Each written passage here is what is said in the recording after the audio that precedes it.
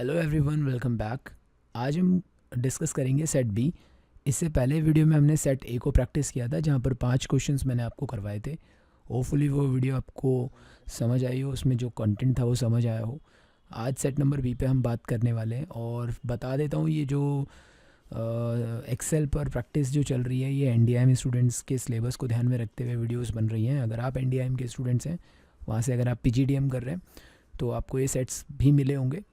मैंने ये सेट्स जो है मेरे पास 8 सेट पड़े हैं इसके। A set A B C D E F G H. A हो गया हमारा, बी आज हम कर रहे हैं। इसके बाद मैं दोबारा दूसरा सी डी पर भी काम करूँगा और एग्ज़ाम्स 1-2 दिन में ही हैं, तो जितने भी सेट्स मैं बना पाता हूँ आप लोग इस पर प्रैक्टिस ज़रूर करें। तो क्वेश्चन नंबर 1 हमारा कुछ इस तरीके से है। एंड आपके पास अगर ये सेट्स पड़े हुए हैं तो आप टैली कर लेना ये कौन सा सेट है आपका। देन फिर 2, 3, 4 एंड 5 आपका फिलअप्स टाइप का कुछ क्वेश्चन पड़ेगा। ठीक है, तो क्वेश्चन नंबर 1 हम स्टार्ट करते हैं, समझते हैं इस पर क्या पूछा हुआ है और क्या हमें आंसर कैसे करना है। क्वेश्चन के डेटा को सबसे पहले समझने की कोशिश करते हैं। देखो यहाँ पे सेल्स एजेंट्स के कुछ नाम दिए हुए हैं, ठीक है, ब्रैडी, एरॉन, हैसी, जो भी नाम है। एंड देन उनकी सेल्स दिखा रखी है स्टेट वाइज, जैसे पुणे में उन्होंने कितनी कितनी सेल करी है, मुंबई में कितनी कितनी सेल करी है, एंड दिल्ली में कितनी कितनी सेल करी है। नीचे यहाँ पे आपको डिज़ायर्ड आउटपुट भी दिया गया है कि यानी डिज़ायर्ड आंसर, आपका आंसर क्या होना चाहिए। तो बेसिकली मांग क्या रहा है आपसे, ये इसको देखें। ये आपसे ये बोल रहा है कि जैसे आप एरोन की मुंबई की सेल बता दो, एरोन की पुणे की और एरोन की दिल्ली की। अगर आप थोड़ा सा नोटिस करें तो स्टेट के जो कॉलम्स थे वो यहाँ पे थोड़े से शफल हो गए हैं। तो आपको इस चीज़ को ध्यान में रखते हुए इन पर्टिकुलर लोगों की यहाँ पे सेल्स बतानी है। आप क्वेश्चन को पढ़ेंगे तो वहाँ पर भी यही पूछा गया है, ठीक है। और डिज़ायर्ड आंसर में आपको रुपीज़ का भी ध्यान रखना है। और जैसे ये टेरी करके कोई पर्सन होगा, इसकी कोई सेल नहीं रही होगी मुंबई के अंदर, तो वहाँ पे नॉट फाउंड लिखा हुआ आना चाहिए। ये क्वेश्चन की डिमांड है। चलिए, तो हम यहाँ पे कोशिश करते हैं। हम क्या करेंगे, अगर आपने सेट ए देखा था तो वहाँ पे भी हमारे सामने एक ऐसी प्रॉब्लम देखने को मिली थी कि हमारे पास एक दो तरीके से, यानी दो हमारे पास लुकअप्स है ना। एरोन एरोन को भी ध्यान में रखना है और फिर सिटी को भी ध्यान में रखना है, यानी नेम को भी ध्यान में रखना है और सिटी को भी ध्यान में रखना है। तो हमें दो दो चीज़ें ध्यान में रखनी है। तो हम क्या वहाँ पे वी लुकअप तो लगा ही रहे थे, साथ में उसको मैच भी ऐड कर रहे थे, तो वही काम हम यहाँ पे भी करेंगे। सपोज दैट मैंने यहाँ पे वी लुकअप लगाया। नॉर्मल वी लुकअप क्या करता है, जैसे कि एरॉन की सेल में ढूंढता हूँ, एरॉन, ठीक है, किस में से, इस टेबल में से मैं ढूंढता हूँ और इस टेबल को मुझे नीचे तक ये मैंने सेलेक्ट कर ली, ठीक है। अभी काफ़ी बड़ी टेबल है, करीबन 300 के आसपास, 350 इसमें रोज़ हैं। तो मुझे वापस ऊपर जाने के लिए मैं क्या करता हूँ, एरोज़ को थोड़ा डिस्टर्ब कर देता हूँ, अप एंड डाउन, ऐसी रेंडमली मैंने अप एंड डाउन कर दिया था, ठीक है। अब क्या पूछ रहा है मुझसे, ओह टेबल अरे मेरी शायद सेलेक्ट नहीं हुई है, तो पहले कॉमा लगाया नहीं था मैंने, तो मैं दोबारा से आपके सामने इसको सेलेक्ट कर लेता हूँ नीचे तक, एंड देन कॉमा लगा के एरो से अपने उसको डिस्टर्ब कर लेता हूँ ताकि मैं ऊपर आ जाऊँ डायरेक्टली, ठीक है। अब इसको कट कर देते हैं, डिलीट कर देते हैं। तो अभी तक मैंने क्या कर लिया है, अब मुझसे कॉलम इंडेक्स मांग रहा है। कॉलम इंडेक्स में मैं क्या कर सकता हूँ कि अब मैं हाथ से, जैसे मुंबई लिखा हुआ है तो मुंबई के लिए इसमें 1, 2, 3 लिखना पड़ेगा मुझे हाथ से, तो 3 का दे देगा। फिर यही फार्मूला मैं इधर करूँगा पुणे के लिए, फिर मुझे कॉलम 1, 2 लिखना पड़ेगा, तो ये तो बार बार प्रॉब्लम होती चली जाएगी। तो बेटर थिंग इज़ मैच, जो कि आपको पोजीशन बताता है, तो मैच फंक्शन में ले लेता हूँ। अब लुकअप ये किसको देखेगा, ऊपर वाले को देखेगा, ठीक है। ऊपर वाले को देखते हुए एरे हमारा रहेगा ये वाला, इसमें से मुंबई जिस भी प्लेस में हो। अब देखो, ज़रूरी नहीं है आपको सेल्स एजेंट को पिक करना है, आप डायरेक्टली इतने को भी पिक कर सकते हो, ठीक है। और लेकिन आप पूरा पिक करोगे तो ज़्यादा फ़ायदे में रहोगे, क्योंकि वी लुकअप के लिए आपने जो टेबल सेलेक्ट की है उस पूरे सभी कॉलम्स को आप सेलेक्ट करो, ताकि वी लुकअप के अकॉर्डिंग ही वो कॉलम्स को काउंट करेगा, first column, second column, third and fourth, ऐसे करके। एंड देन एग्जैक्ट मैच के लिए 0।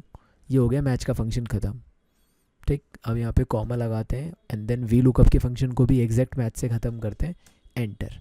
तो एरॉन की मुंबई में जो सेल है, अगर आप थोड़ा ध्यान दें तो ये 20,400, बिल्कुल एग्जैक्ट सेम आंसर आया हुआ है। अब एक दिक्कत आएगी, जब मैं इसको नीचे ड्रैग करता हूँ और राइट में भी ड्रैग करूँगा तो यहाँ पे एक प्रॉब्लम देखने को मिल रही है। क्या प्रॉब्लम हो सकती है, गेस करो आप लोग। बिल्कुल यहाँ पे रेफरेंस की प्रॉब्लम आएगी, सब चीज़ें इधर उधर मूव हो गई हैं। तो हम इनको ठीक करते हैं एक एक करके। सबसे पहले तो हम अपनी टेबल एरे जो थी हमारी, इसको फिक्स कर देते हैं F4 प्रेस करके, और इसको भी F4 प्रेस करके मैंने एंटर मार दिया। अभी मैं देखता हूँ इसको कॉपी करके और नीचे और राइट साइड में इसको पेस्ट मारते हैं। अभी भी कुछ प्रॉब्लम लग रही है। क्या प्रॉब्लम है, जैसे बीच को मैं यहाँ पे एडिट करके देखता हूँ तो देखो ये जो चीज़ थी, जो ग्रीन कलर का आपको दिख रहा है, जो आपने यहाँ पे सेलेक्ट किया था, ये आपका नीचे शिफ्ट हो गया। और ये जो पर्पल कलर का आपको दिख रहा है, ये भी नीचे शिफ्ट हो गया। तो अब आप क्या करोगे, वापस फर्स्ट पे जाओ, ठीक है। जो आपका वी लुकअप है ये भी शिफ्ट हो रहा है, जबकि ये नीचे आना चाहिए, लेकिन जब आप मुंबई से पुणे पे काम कर रहे हैं या दिल्ली पे काम कर रहे हैं तो ये वी लुकअप जो G8 है ये भी शिफ्ट हो जा रहा है। मतलब आपको इसके कॉलम्स को लॉक करना है। रो तो लॉक नहीं होनी चाहिए, कॉलम लॉक होना चाहिए। तो आप क्या करोगे, F4 प्रेस करो। G और 8 के आगे डॉलर आ रहा है, मतलब दोनों लॉक हैं, रो भी लॉक है, कॉलम भी लॉक है। एक बार और प्रेस करो। अब यहाँ पे 8 लॉक है, 8 मतलब रो को लॉक नहीं करना हमें, कॉलम G के आगे डॉलर आना चाहिए। तो हमने क्या करा, जो लुकअप वैल्यू थी वी लुकअप की, वो हमने उसमें सिर्फ और सिर्फ क्या करा, कॉलम को लॉक कर दिया, G कॉलम को लॉक कर दिया। सेम मैच के लिए भी हम यही काम करेंगे। जो हमारा सबसे पहले तो इसको पूरा लॉक कर दो, जो हमारा ग्रीन पार्ट है, अभी अभी मैंने आपको दिखाया था ये पूरा, ये जो ग्रीन पार्ट यहाँ पे था। एंड साथ में इस H7 को देखो, मुंबई से पुणे, पुणे से दिल्ली शिफ्ट होना चाहिए, लेकिन ये नीचे नहीं आना चाहिए पर्पल कलर जो था, ठीक है। क्योंकि जब आप अपने फंक्शन को राइट साइड में कॉपी पेस्ट करोगे तो आपका मुंबई से पुणे शिफ्ट होना चाहिए, पुणे से दिल्ली ना। और जब आप इसको डाउन साइड में कॉपी पेस्ट करोगे तो मुंबई से ये नीचे नहीं आना चाहिए। मतलब रो आपको लॉक करनी है। रो बोले तो 7 जो है आपका, ये H7 वाले को लॉक करना है। तो एक बार डॉलर, एक बार और, तो अभी यहाँ पे $7 यानी जिस कैरेक्टर के आगे डॉलर लगता है वो लॉक हो जाता है। तो अब मैं इसको एंटर मारता हूँ, मेरा सारा काम हो चुका है मेरे को लगता है।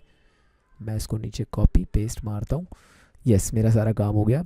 अभी मुझे एक काम और करना है, ये NA जो आ रहा है मेरा एरर, इसकी जगह मुझे नॉट फाउंड लगाना है। तो मैं यहाँ पे एक फंक्शन इसके आगे और लगाता हूँ, इफ़ एरर का फंक्शन। इफ़ एरर क्या करता है, आप सिंटेक्स पढ़ना की ना आदत डाला करें, क्योंकि बिना सिंटेक्स के आप रट्टा करेंगे और कुछ नहीं होगा। तो सिंटेक्स पढ़ेंगे तो आप अपने आप से फंक्शंस को ना मैनिपुलेट कर लेंगे इजीली। तो अभी बोलते हैं वैल्यू, तो जो वी लुकअप से वैल्यू आ रही है वो एंड में चले जाता हूँ मैं इसके, कॉमा। अगर वो वैल्यू एरर के फॉर्म में आ रही है तो वहाँ पे लिखा आ जाए नॉट, अब आपको कोटेशन में लिखना है उसको, क्या लिखा आ जाए, नॉट फाउंड। और उसी केस सेंसिटिव को यूज़ करना जो आपके डिज़ायर्ड आंसर में है। N बड़ा है, फाउंड में F नॉर्मल छोटा सा ही है। इसको कोटेशन बंद कर देंगे। तो इफ़ एरर के थ्रू अब मैं इसको कॉपी पेस्ट करता हूँ, जो मैंने यहाँ फंक्शन लगाया अभी, तो ये हमारा बिल्कुल एग्जैक्ट आ रहा है। अभी इसमें क्या है, सिलेक्शन कर रखी है मैंने, हटाई नहीं है सिलेक्शन, रुपीज़ का सिंबल और जोड़ते हैं। तो आप क्या कर सकते हो, ये आपको नंबर्स के अंदर, हालांकि यहाँ से अगर आप करेंसी पे जाएंगे तो शायद आ जाएगा, नहीं जाएगा तो उस एरो पे भी आपको डिटेल में दिखता है वहाँ पे। मैं डायरेक्टली से ट्राई करता हूँ। तो ये क्या हो रहा है, हाँ रुपीज़ में आया है, लेकिन ये 2 डेसिमल्स के साथ आया है। इसके डेसिमल्स हटाते हैं, तो डेसिमल्स हटाते हैं इसके, ये लो जी।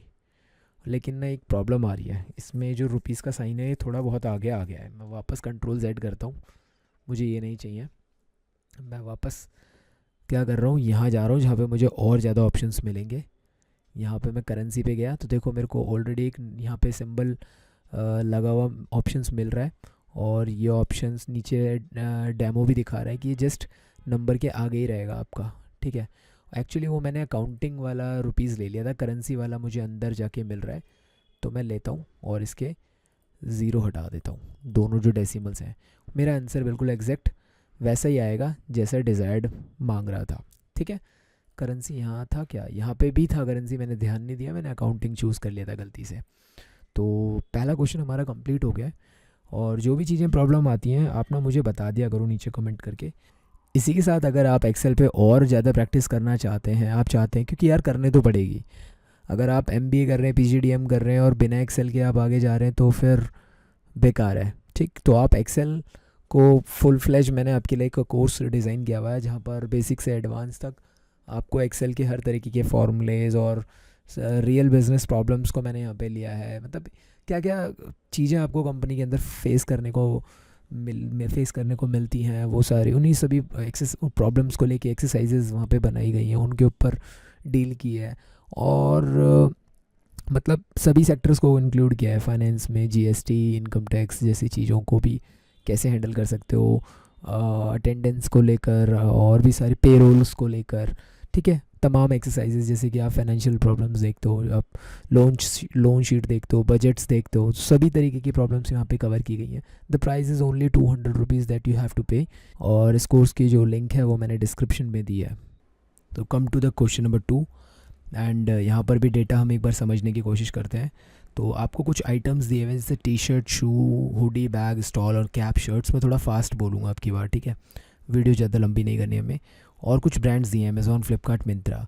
अब ये इनके कुछ प्राइसेस हैं। जैसे हुडी की बात करूँ तो हुडी फ्लिपकार्ट में 23 रुपये की मिल रही है। हालांकि 23 रुपये में प्रोडक्ट नहीं आता है, बट फिर भी हम मान लेते हैं प्राइस है, क्योंकि क्वेश्चन में भी ऐसा कुछ मेंशन नहीं किया है। या हो सकता है ये चार्जेस भी हो सकते हैं कि अगर आप हुडी को फ्लिपकार्ट से ऑर्डर करते हो तो 23 रुपये चार्ज लगेंगे, कुछ भी हो सकता है, डजेंट मैटर, क्योंकि इसका ज़्यादा रोल नहीं है कि ये क्या चीज़ है, but this is the price basically. So मांगा क्या है, यहाँ पे कुछ हमें ब्लैंक्स दिए हुए हैं। तो वो बोलता है create a drop down list of item and brand. Item और ब्रांड की ड्रॉप डाउन लिस्ट आपको क्रिएट करनी है। देखो इतने सारे असाइनमेंट हम कर रहे हैं, ड्रॉप डाउन अब तक आपको बनाना आ जाना चाहिए। क्या करोगे, सेल को रखोगे, आइटम जहाँ पे आपको ड्रॉप डाउन चाहिए वहाँ पे सेल रखा, डेटा पे गए, यहाँ पे आपको डेटा वैलिडेशन का ऑप्शन मिलता है, लिस्ट चूज़ करोगे एंड एड्रेस ये वाला दे दोगे, पूरी लिस्ट वहाँ पे एज अ ड्रॉप डाउन बन के आ जाएगी। यहाँ से आप कुछ भी चूज़ कर सकते हो। हाथ से टाइप करने से बढ़िया है कि आप ड्रॉप डाउन से चूज़ करेंगे। ये देखिए यहाँ पे ब्रांड के लिए भी हम यही काम करेंगे। डेटा पे गए, वैलिडेशन चूज़ करा, इसके बाद लिस्ट, एंड लिस्ट में उसको ये तीनों का एड्रेस दे दिया। तो वो तीन ही चीज़ आपसे यहाँ पे आपको देगा। इनमें से तीन के अलावा आप कुछ और टाइप यहाँ पे नहीं कर सकते। आपने उस जगह को वैलिडेट कर दिया, आपने उसे रेस्ट्रिक्ट कर दिया कि इसके अलावा और कुछ वहाँ पे टाइप ना हो। फ्लिपकार्ट मैंने ले लिया। द नेक्स्ट, अब वो मांग रहा है प्राइस। तो ऐसा ही असाइनमेंट हमने सेट ए में भी करा था, कुछ मिलता जुलता। देखो अब क्योंकि दो चीज़ें हैं, हम वी लुकअप से काम कर सकते हैं। भाई अगर हमें बैग ढूंढना है, सपोज दैट बैग का प्राइस ढूंढना है, तो अब सवाल ये उठता है कि अमेज़ॉन है, फ्लिपकार्ट या मिंत्रा में ढूंढना है। तो तीन तीन कॉलम्स हमें दिखाई दे रहे हैं, और जिसमें से हमने यहाँ पर एक वेरिएबल रखा है कि इस वेरिएबल को भी ध्यान में रखते हुए प्राइस आना चाहिए। तो वही मैच का फंक्शन भी यूज़ कर लेंगे साथ साथ, जैसे पहले किया था। तो वी लुकअप लगाते, वी लुकअप के साथ जैसे ही आपका लुकअप वैल्यू क्या रहेगा इस बार, बैग। बैग को देखते हुए इस टेबल में से, ये टेबल एरे हमारा, इस टेबल में से कॉलम कौन सा, 1 चाहिए, 2 चाहिए, 3 चाहिए, सॉरी 1 तो नहीं है, अमेज़ॉन से चाहिए तो उसके लिए 2, फ्लिपकार्ट से चाहिए तो 3, एंड देन मिंत्रा से चाहिए तो 4। अब हाथ से मुझे नहीं लिखना, मैं यहाँ पे मैच का फंक्शन यूज़ करूँगा। मैच का फंक्शन क्या करता है, आपके डेटा की पोजीशन बता देता है। जैसे कि आपका डेटा रहेगा ये, अगर यहाँ पे फ्लिपकार्ट लिखा आ रहा है तो फ्लिपकार्ट की पोजीशन बता दे। जैसे फ्लिपकार्ट कौन से नंबर पे है, किस कॉलम पे है, 1 to 3rd कॉलम पे। तो बट उसके लिए पहले आपको लुकअप एरे चूज़ करना पड़ेगा। So this is our lookup array, इसमें से फ्लिपकार्ट नंबर 3 पर है। आप इतना चूज़ मत करना, वाई, बिकॉज क्योंकि लुकअप जो चल रहा है वो पूरी टेबल से चल रहा है। तो आप कोशिश करो कि उतनी ही रेंज पर आप अपने सारे डेटा को सेलेक्ट करो, क्योंकि ऐसे करने पर क्या होगा, फ्लिपकार्ट नंबर 2 पे काउंट हो रहा है, लेकिन ऐसे करने पे वो 3 पे काउंट हो रहा है, जो कि वी लुकअप को भी समझ में आएगा कि 3rd कॉलम मतलब अपना 3rd, यानी वी लुकअप का 3rd क्या है, 1 2 3, फ्लिपकार्ट पकड़ में आ जाएगा। तो इस तरीके से लुकअप एरे आपने सेलेक्ट करा, and then 0 for exact match. अच्छा अभी मैं ब्रैकेट जो क्लोज कर रहा हूँ वो मैच के लिए कर रहा हूँ। मैच मतलब मैच जो है इस वाली ब्रांड का जो ये ड्रॉप डाउन है इसको देखते हुए काम करेगा। यहाँ पे मैं कॉमा लगा के और एग्जैक्ट मैच, अब मैं वी लुकअप का एग्जैक्ट मैच दे रहा हूँ, and then bracket close, enter 44। एक बार चेक करते हैं, बैग का फ्लिपकार्ट में 44 का रेट है एग्जैक्टली। कुछ और चेक करते हैं, जैसे मैंने शर्ट लिया और यहाँ पे मैं मिंत्रा ले रहा हूँ, शर्ट मिंत्रा 18 रुपीज़, बिल्कुल करेक्ट है। तो इस तरीके से क्वेश्चन नंबर 2 वेरी इजी था। अगर सेट ए किया है तो सेट बी करते वक्त आपको और इजी चीज़ें लगेंगी। जब सेट सी पे जाओगे रिपीटेशन हो रही है, डेटा चेंज हो रहा है ना, और क्वेश्चन का थोड़ा सा फॉर्मेट चेंज हो रहा है, बट चीज़ वही यूज़ हो रही है बार बार, और रियलिटी में भी यही चीज़ें आपको जनरली यूज़ करने को मिलती हैं। इसीलिए ये एक्सरसाइज इसी तरीके से बनाई गई है। तो चलते हैं नेक्स्ट क्वेश्चन पे। क्वेश्चन नंबर 3 की अगर बात करें तो बहुत ही अच्छा क्वेश्चन है और इजी भी है, छोटा सा एक फंक्शन में काम हो जाएगा। देखो पहले क्वेश्चन समझो। इसने एक प्रोजेक्ट स्टार्टेड डेट, एक प्रोजेक्ट है जिसकी स्टार्टिंग डेट थी 21/4/2017 और उसकी एंडिंग डेट है 22/11/2022। अब यहाँ पे वो आपसे अलग अलग डिमांड कर रहा है कि कितने साल इस प्रोजेक्ट को हो गए हैं अब तक, इसकी मतलब कितने साल का ये प्रोजेक्ट है, मंथ और डेज़।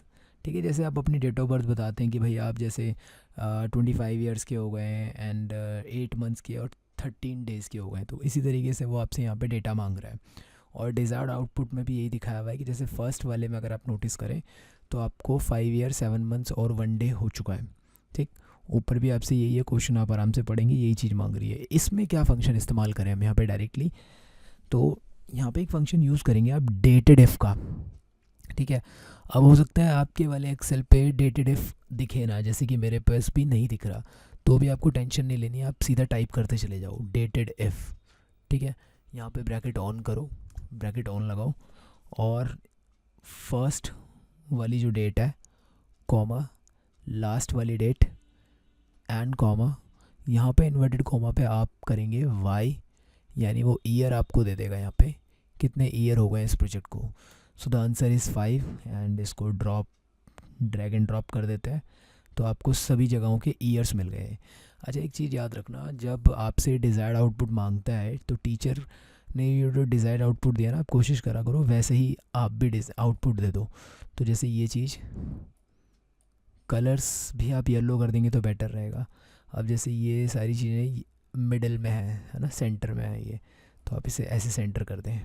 ये सेम मंथ के लिए भी हम दोबारा से डेटेड इफ़ का ही इस्तेमाल करेंगे, तो डेटेड इफ़ के लिए DATED डेटेड और इफ़, अब मेरे उसमें तो आ नहीं रहा, मैं ज़बरदस्ती फिर भी इस फंक्शन को ले रहा हूँ, एक तरीके से हिडन होगा कहीं पे ये, है ना, हम इसको एक्टिव भी करवा सकते हैं बट अब ये हिडन है, लेकिन है ही एक्सेल के अंदर function. So starting date comma, ending date and then again comma, inverted comma पे आप क्या लिखोगे, एम। देखो एम लिखने से होगा क्या, एक चीज़ बताता हूँ, पहले हम एम लिख के देखते हैं। एंटर मारूंगा तो ये 67 बता रहा है, जबकि यहाँ पे क्या आ रहा है 7। बेसिकली हो क्या रहा है ना, ये यहाँ से यहाँ तक कितने महीने हो गए वो हमें बता रहा है। जैसे 5 साल को अगर मैं महीने में कन्वर्ट करूँ तो 12 5 यानी एक साल में 12 महीने होते हैं, तो 60, 12 पंजे 60 मंथ होते हैं, और प्लस में 7 मंथ तो अलग से एडिशनली हो ही रहे होंगे। तो एक बेसिकली मंथ कैलकुलेट कर रहा है, सिर्फ स्टार्टिंग से एंड तक कितने मंथ हो गए। लेकिन हमें तो क्या चाहिए, 5 ईयर के बाद के मंथ, यानी 7 आना चाहिए यहाँ पे। तो मुझे एक चेंज करना पड़ेगा, यहाँ पर YM लिखना पड़ेगा। ठीक, ऐसे लिखने से मेरे पास वो जो फ्रैक्शनल वाले 7 मंथ हैं, जो मंथ्स बचे रहे हैं आफ्टर ईयर, मतलब कंप्लीटेड ईयर इज़ 5, उसके बाद 7 मंथ्स है, वो मुझे यहाँ पे कैलकुलेट करके दे देगा।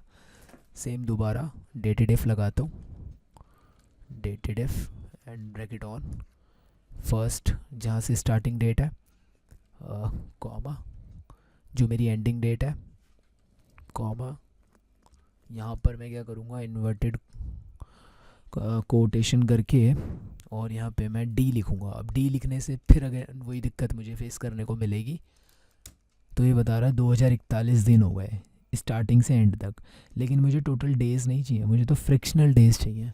तो मैं यहाँ पे D से आगे M लगा दूँगा, समझ रहे हो, मतलब मंथ के बाद कितने दिन और बच रहे हैं, तो 1 दिन और बच रहे हैं। अब मैं इसको ड्रैग एंड ड्रॉप कर देता हूँ, तो मेरा जो आंसर है वो कंप्लीट हो जाएगा एज़ पर माई डिज़ायर्ड आउटपुट। तो आप चेक कर सकते हैं रेंडमली, सेकंड लास्ट 311 311 बिल्कुल सही। तो डेटेड इफ़ का फंक्शन आप इस्तेमाल करके ऐसे क्वेश्चंस को आराम से टैकल कर सकते हैं। बात करते हैं क्वेश्चन नंबर 4 पे। सबसे पहले डेटा को समझेंगे। हर बार हम यही कोशिश करते हैं कि सबसे पहले हमें डेटा के बारे में पता करना है। तो एम्प्लॉय की कुछ आईडी दी हुई है, उनकी एज दी हुई है, और वो फीमेल है या मेल है वो बताया गया है। अच्छा, उनका एजुकेशन लेवल भी है, भाई कॉलेज और बिलो कॉलेज, कोई मास्टर्स है और कोई बैचलर है, इस तरीके से बताया गया है। ठीक है, और इसकी के अलावा जॉब रोल्स भी इनके दिए हुए हैं। सेल्स एग्जीक्यूटिव है, कोई रिसर्च साइंटिस्ट है, लेबोरेटरी टेक्नीशियन है, अलग अलग तरीके के इनके जॉब रोल्स दिए हुए हैं। स्टार्ट डेट, इन्होंने कब ज्वाइन किया था कंपनी को, वो बताया गया है। टोटल वर्किंग ईयर्स इतने इतने साल हो गए हैं, मंथली सैलरी इनकी दी हुई है। अब आपको कुछ यहाँ पे ब्लैंक्स दिए हैं, इन आंसर्स को यहाँ पे फिल करना है। ठीक है, तो जैसे फर्स्ट में क्या बोल रहा है, टोटल नंबर ऑफ़ एम्प्लॉयज़, आपको बताना है कितने एम्प्लॉयज़ हैं। तो बताने के कई सारे तरीके हैं, लेकिन इसने ना एक नोट यहाँ पे दिया है कि एफ़ कॉलम को ध्यान में रखते हुए, यानी एफ़ कॉलम को रेफ़र करते हुए आपको काउंट करना है। तो मैं क्या करूँगा, सबसे बढ़िया काउंट का फंक्शन यूज़ करूँगा जिससे मैं काउंट कर सकता हूँ। तो मैं अब देखो यहाँ पे काउंट भी है और काउंटा भी है, दोनों में डिफरेंस क्या है। काउंट क्या करता है, उन नंबर को, उन सेल्स को काउंट करेगा जिसमें नंबर्स हैं, लेकिन एफ़ वाला जो कॉलम है जब मैं इस को सेलेक्ट करूँगा तो यहाँ पे तो नंबर्स हैं ही नहीं, तो ये तो ज़ीरो आंसर देगा। इसीलिए मैं यहाँ पे काउंटा इस्तेमाल करूँगा। काउंट ए जो है ना लास्ट में, ये ऑल को रिप्रेजेंट करता है, यानी उस सेल में कुछ भी हो, बस खाली नहीं होना चाहिए। अगर उसमें कुछ भी हो, अल्फ़ाबेट हो, नंबर्स हो, एनीथिंग, एक्स वाई जेड कुछ भी लिखा हो, कोई सिंबल भी हो, तो वो उसको काउंट कर लेगा, जो कि ये बेहतर होगा मेरे को आंसर करने में। तो मैं काउंट इस्तेमाल करूँगा और अपने इस पूरे सेल को नीचे तक रेंज को सेलेक्ट करके ब्रैकेट क्लोज करूँगा। आप ना फंक्शन यहाँ पे देख लिया करो, ऊपर ऊपर दिखाई दे रहा होता है यहाँ पे, ये फॉर्मूला बार के अंदर, यहाँ पे इसको ब्रैकेट क्लोज करूँगा, सॉरी ब्रैकेट क्लोज, एंटर मारूँगा। तो मेरे को ये बता रहा है कि कितने एम्प्लॉयज़ हैं, 1446। दूसरी चीज़ उसने जो हमसे पूछी है वो बोलता है काउंट ऑफ जॉब रोल, और उसने हमें स्पेशली बताया कि रिसर्च साइंटिस्ट आपके इस डेटा में कितने हैं वो आपको काउंट करके बताना है। ठीक है, तो अभी हम यहाँ पे कंडीशन के साथ काउंट करने जा रहे हैं, और कंडीशन क्योंकि हमारी एक है तो हम काउंट इफ़ का इस्तेमाल करेंगे। जब हमारी कंडीशन मोर देन वन होती है तो हम काउंट इफ़्स की तरफ जाते हैं। अभी हम इफ़ से काम चला लेंगे, इफ़ ओनली इफ़। तो रेंज हमारी ये है। अब देखो मैं ना जानबूझ के नीचे से ऊपर की ओर सेलेक्ट करूँगा। क्यों? क्योंकि जब मैं ऊपर तक सेलेक्ट करूँगा तो आपको ये वाला जो डेटा जहाँ मेरा फंक्शन लग रहा है ये दिखने लगेगा। अगर मैं नीचे जाता हूँ तो वो फंक्शन ऊपर ही रह जाता है, फिर आपको प्रॉब्लम होती है दिखने में ना। तो मैं नीचे जा रहा हूँ कंट्रोल डाउन से, एंड कंट्रोल शिफ्ट अप करूँगा, और थोड़ा सा मुझे डाउन आना पड़ेगा। ये देखो इस तरीके से थोड़ा फ्लेक्सिबल रहो, आपको सिलेक्शन आनी चाहिए करनी। ये मैंने सेलेक्ट किया तो मेरा पूरा रेंज सेलेक्ट हो गया, और इसको क्राइटेरिया देना है मुझे, कॉमा लगाया। क्राइटेरिया में ना मुझे स्पेलिंग बिल्कुल एग्जैक्ट वही रखनी है जो मुझे वहाँ पे मांगा गया है, रिसर्च साइंटिस्ट। तो स्पेलिंग बिल्कुल एज इट इज़ होनी चाहिए। लिख लेते हैं इसको, रिसर्च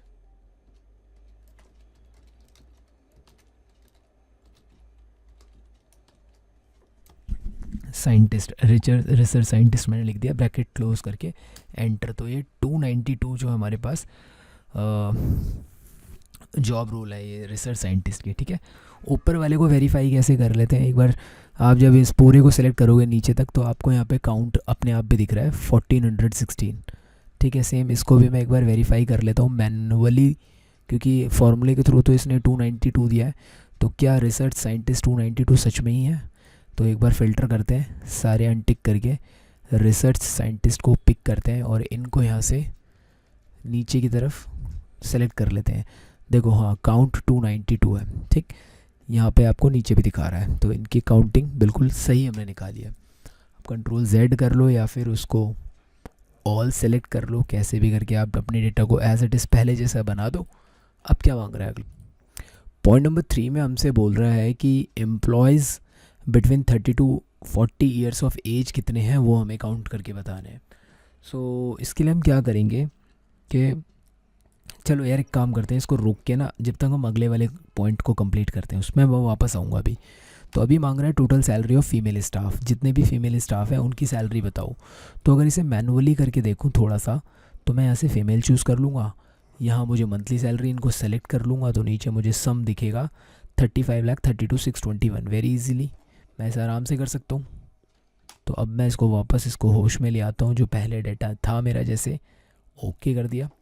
तो यहाँ पे फीमेल स्टाफ के लिए टोटल सैलरी करने के लिए हम क्या करेंगे, सम का फंक्शन यूज़ करेंगे, और कंडीशन है तो सम इफ़ लगा देंगे, सिंपल सीधी सी बात है। तो सम इफ़, क्योंकि एक ही कंडीशन है सम इफ़, एक से ज़्यादा कंडीशन होंगी तो सम इफ़्स का इस्तेमाल होगा। तो यहाँ पे रेंज हमारी क्या है, ये मैं नीचे से ऊपर की ओर सेलेक्ट करूँगा, और थोड़ा सा अपने डेटा को एडजस्ट कर लेना।